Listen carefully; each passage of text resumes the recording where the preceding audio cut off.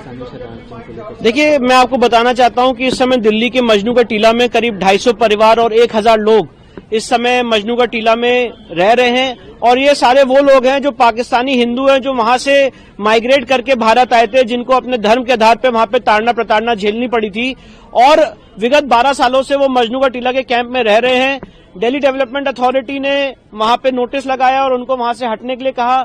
उस ऑर्डर के खिलाफ हम लोग दिल्ली हाईकोर्ट पहुंचे। दिल्ली हाईकोर्ट ने काफी दिन तक इस मामले को डीडीए और ministry of housing and urban development के साथ कोऑर्डिनेट किया, मॉनिटर किया, पर कोई पॉलिसी नहीं बन पाई, जिसकी वजह से हाईकोर्ट ने अल्टीमेटली पैराग्राफ 23 में लिखा कि हम बहुत ही निराश हैं कि हम कोई पॉलिसी नहीं बना पाए और ब्यूरोक्रेसी लैब्स की वजह से, जो ब्यूरोक्रेटिक कंट्रोल है, उसकी वजह से मामला रिजॉल्व नहीं हो पाया। और अल्टीमेटली दिल्ली हाईकोर्ट ने इनकी याचिका खारिज कर दी। उस आदेश के खिलाफ मामला सुप्रीम कोर्ट आया और सुप्रीम कोर्ट ने इनके विस्थापन पे, इनके जो हटने का आदेश था दिल्ली डेवलपमेंट अथॉरिटी का, उस पर रोक लगाई। और सुप्रीम कोर्ट ने स्पष्ट रूप से कहा कि जब इनको नागरिकता दी जा चुकी है सिटीजनशिप अमेंडमेंट एक्ट के तहत, तो इनको रहने का अधिकार क्यों नहीं मिलेगा।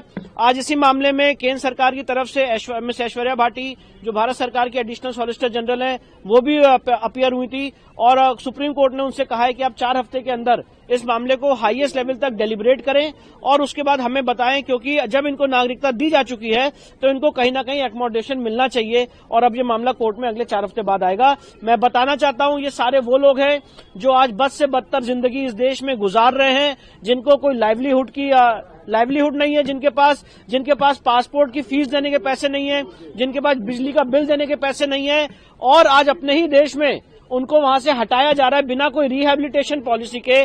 सीधे सीधे आर्टिकल 21 का उल्लंघन है और इसीलिए हम लोग सुप्रीम कोर्ट इस मामले को लेके आए थे। सर, क्या देश के दूसरे भी राज्यों में जो विस्थापित रह रहे हैं पाकिस्तान से आए हुए, उनके ऊपर भी सुप्रीम कोर्ट को टिप्पणी की? नहीं, ये सिर्फ और सिर्फ अभी तो दिल्ली के मजनू का टीला के कैंप में जो लोग रह रहे हैं, ये उनके लिए टिप्पणी है। और मैं बताना चाहता हूं, ये सारे लोग एससी कम्युनिटी से, शेड्यूल कास्ट कम्युनिटी से मैक्सिमम तौर पे ये लोग हैं।